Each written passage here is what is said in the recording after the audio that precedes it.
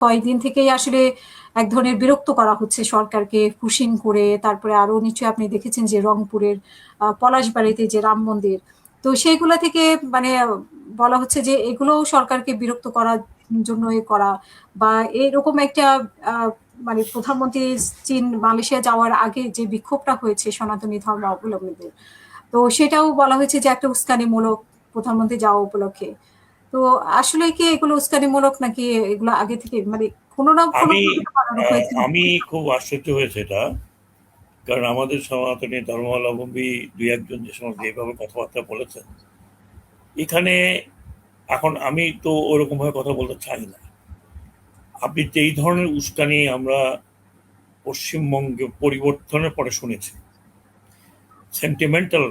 আপনি যদি বলেন যে না ওটা ওদের দেশে করছে বলে আমাদের দেশে কোনো রিপার্কেশন হবে না, আর অ্যাবসলুটলি আমি মনে করি যে এটা অ্যাবসলুটলি রং আইডিয়া। আমরা সেকুলার থাকতে পারি, তার মানে যে আমাদের সেন্টিমেন্ট হবে না এমন তো কোনো কথা নেই।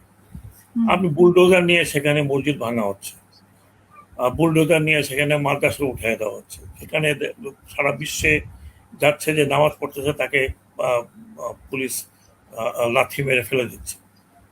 আপনি কি মনে করেন যে হিউম্যান বিইং মানুষ, আমরা তো মানুষ, আমরা তো ফেরেশতা না যে আমাদের ধৈর্য শক্তি আমার কোনো পর্যায়ে এটা কোনো রিপার্কেশন হবে না? হয় না? প্রকাশ্যে না অবশ্যই। হলে অন্তরে তো হয়। হুম। এবং সেইগুলোকে উস্কানি দেওয়া, ভিতরেও যদি উস্কানি দেয়, সেটা তো অ্যাকসেপ্টেবল না। এটা অ্যাকসেপ্টেবল না। সেটা আমি উস্কানি দেই বা সনাতনী কেউ উস্কানি দেয়, তার নামে কেউ উস্কানি দেয়, এটা তো যাদের নাম নিয়ে করা হচ্ছে তাদেরকে বিপদে ফেলা হচ্ছে। তার মানে উস্কানিটা আমাকে দিচ্ছে না, উস্কানি সমস্যাটা তৈরি করছে ওখানে। হুম। তো একদিকে আপনি পুশ ব্যাক করছেন, একদিকে বুলডোজার নিয়ে মসজিদ গুড়িয়ে দেওয়া হচ্ছে। এই সমস্ত যখন আসে, আজকাল তো তথ্য প্রবাহ তো ওপেন, হুম। আপনি প্রত্যেকের হাতে মোবাইল এবং সেই মোবাইল টিপ দিলে আপনি এগুলো পাচ্ছেন। এখন তো এমন না যে এই কোথায় কি হচ্ছে এক মাসের মধ্যে খবর পাওয়া যাচ্ছে না, ইস ইমিডিয়েটলি আপনি আপনি গেটে গেন। তো কাজেই এই এই ধরনের উস্কানি দিয়ে সরকারকে, এবং সরকারের চাইতে সবচেয়ে বড় হচ্ছে যে মানুষকে একটা বিব্রতকর অবস্থায় ফেলে একটা সমস্যার সৃষ্টি করে, যারা করার চেষ্টা করছে তারা ডেফিনেটলি তাদের পিছনে কোনো হিডেন এজেন্ডা আছে। এবং সেটা আমি তো মনে করি যে এত উস্কানির পরেও আমাদের সরকার আহ, মোটামুটিভাবে কোনো রিপারকাশন সেরকম দেখায়নি। হুম। হুম। আহ, জনগণের মধ্যে থেকে যে রিপারকাশনটা হয়েছে সেটারই কগনিজেন্সে অনেকে অনেক কিছু নিজেদেরকে শুধিয়ে নিচ্ছে। তো এটা উস্কানি তো ডেফিনেটলি, যারা এই উস্কানিটা দেওয়ার চেষ্টা করছে তাদেরও ভুলে যাওয়া উচিত না যে এর হিতে বিপরীত হতে পারে। তো আমি মনে করি যে আমরা আমরা যেভাবেই হোক নিজের স্বার্থে, ছোট স্বার্থে একটা বড় ধরনের সমস্যার সৃষ্টি যাতে না করি। কারণ আমরা আমাদের একটা ছোট দেশ, আমরা এত বেশি আহ, উস্কানি বা এত বেশি রিপারকাশনকে সহ্য করার মতো কিন্তু আমাদের ওই রকম আহ, শক্তি নেই যে সমস্ত শক্তি বড় বড় দেশের আছে। ভারতের মতো দেশ, বিশাল দেশ, কোথায় কি হচ্ছে আমরা তো তাও টের জানিও না, লোকাল লোকজন জানে। কিন্তু আমাদের এখানে সামান্য কিছু হলেই এটা কিন্তু একটা বড় আকার ধারণ করে। কাজে আমাদের নিজস্ব স্বার্থে, আমাদের দেশের শান্তির জন্য আহ, আর কত অনেক অশান্তির মধ্যে তো আমরা কাটালাম। হুম। এবং বাংলাদেশের এই এই ৫৫ বছর, ৬০ বছরের কাছাকাছি হচ্ছে, কতখানি শান্তির মধ্যে ছিলাম। বেশি তো প্রতি ১০ বছর পরে একটা অশান্তির মধ্যে পড়ি, এবং সেই অশান্তির কারণে আমরা দেশকে এগিয়ে নিয়ে যেতে পারছি না। স্যার, এখানে যেরকম আগে বলা হতো শেখ হাসিনা দেশ বিক্রি করে দিয়েছিল ভারতের কাছে, এমন অনেক চুক্তি আছে যেগুলো আমরা এখনো জানি না, অন্তর্বর্তীকালীন সরকারের সময় আমরা জানতে পারি নাই, এই সরকার তো মাত্র আসলো। কিন্তু অন্তর্বর্তীকালীন সরকারের শেষ সময়ে যে চুক্তিটা হয়েছে সেটাকে কেন্দ্র করে অনেকেই বলে, অবশ্য যদিও মানে আমি আমি অনেকের কথাটাই আপনাকে জিজ্ঞেস করছি। অনেকেই বলে যে এটাও এক ধরনের বিক্রি করা চুক্তি। আবার এখানে এরকম কোনো কিছু আছে কিনা যে আমাদের সরকারের অনুমতি নিতে হবে যে যুক্তরাষ্ট্র থেকে কি করবে, কার সাথে কি চুক্তি করবে, কোথায় যাবে, এরকম কোনো কিছু আছে কিনা স্যার? আচ্ছা, তাহলে আপনি আমাকে একটা প্রথম প্রশ্ন করলেন যে ভারতে না গিয়ে চীনে গেলেন।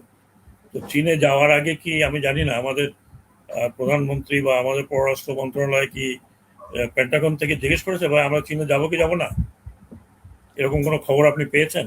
না, কিন্তু এটা আলোচনার মধ্যে শুনতে পাই যে আমি এরকম তো বললাম বৈঠক। আপনাকে, আপনি আমাকে টক শোতে ডেকেছেন, আপনি আমাকে এই প্রসঙ্গ জিজ্ঞেস করছেন, আমি এটা নিয়ে 1 ঘন্টা আলোচনা করতে পারি। হ্যাঁ, এটা নিয়ে আমি আমি আমার মন্তব্যটা দিচ্ছি। এটা আমরা ক্যাবিনেটে অনেকেই জানতাম না। এটা তৈরি হয়ে যখন ক্যাবিনেটে লাস্টে অ্যাড হলো সকালবেলা, তখন মাত্র চোখ বুলালাম। কিন্তু এখানে আমি কয়েকটি জায়গাতে যেটা বলতে চাচ্ছি যে এটাকে আমরা গোলামি চুক্তি কিনা তা বলবো না। কারণ আমেরিকাকে তো আমরা কোনো জায়গাতে দিই যে ভাই তুমি তোমার জাহাজ রাখবা এখানে, তুমি এখান থেকে ট্রেন দিয়ে যাওয়া, আমরা ইন্সপেক্ট করবো না। হ্যাঁ, সব কানেক্টিভিটি আমাদের সাথে করতে, এই তো এখন পর্যন্ত আমেরিকার সাথে কোনো কানেক্টিভিটি আমাদের ওরকম কোনো চুক্তি হয়নি কানেক্টিভিটি। বাট আমি যেটা বলার চেষ্টা করছি, এটা নিয়ে আপনি শিল্পপতিদের কাছ থেকে কোনো আওয়াজ শুনেছেন? এখানে গার্মেন্টস এর লোকজন এসে গিয়ে বলেছে যে এই চুক্তি আমাদের জন্য খুব খারাপ। বরং বরং আমি ওনাদের কাছ থেকে যেটা শুনেছি যে যেহেতু সবচেয়ে বড় গার্মেন্টস এর ইম্পোর্টার হচ্ছে আমেরিকা, ইউএসএ, হুম, এবং আমাদের পুরো গার্মেন্ট ইন্ডাস্ট্রি আমেরিকার ট্যারিফ নিয়ে সবচেয়ে চিন্তিত ছিল যে ওই ট্যারিফে ওই ট্যাক্সে আমরা ঢুকতে পারবো না। সেইখানে এই চুক্তির মধ্যে সবচেয়ে মেজর যে জায়গাটা, সেটা হলো যে আমেরিকার এই চুক্তির মধ্যে যে আপনি যদি আমার কাছ থেকে তুলা কেনেন, সেই তুলার সুতা দিয়ে যদি আপনি কাপড় তৈরি করে আমাকে এক্সপোর্ট করেন, তাহলে আপনার জন্য শূন্য শুল্ক।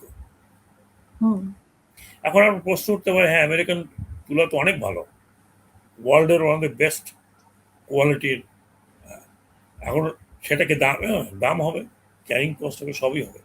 তারপরেও হুম, আমি যতদূর জানি, আমি যতদূর সাথে আলাপ করেছি, তারা বলে তারপরেও এই জিরো ট্যারিফটা আমাদের জন্য খুব বড় একটা বিষয়।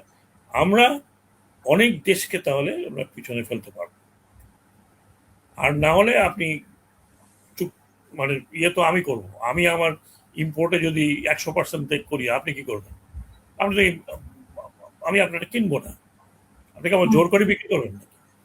তো আমি তো কোনো ইন্ডাস্ট্রিয়ালিস্ট এ পর্যন্ত আপনার কোনো টকশোতে এসে এটা বিপরীতে কোনো কথা বলেছে বলে আমি জানি না, আমি আমি শুনি নাই। সেকেন্ড জিনিস হচ্ছে যে এই চুক্তিতে যখন এটা নিয়ে আমরা, অন্তত আমি প্রশ্ন যখন করলাম কয়েকটি দুই একটি জায়গায় খটকা লাগাতে, তখন বললো যে যে কোনো পড়ে শোনান, পড়লাম ওই জায়গাটা, হুম, যে আপনি যদি মনে করেন একটা ক্লজ, যে ক্লজে আপনি থাকতে চান না, আপনি এই ক্লজ থেকে বেরোয় আসতে হবে, যে নো সরি।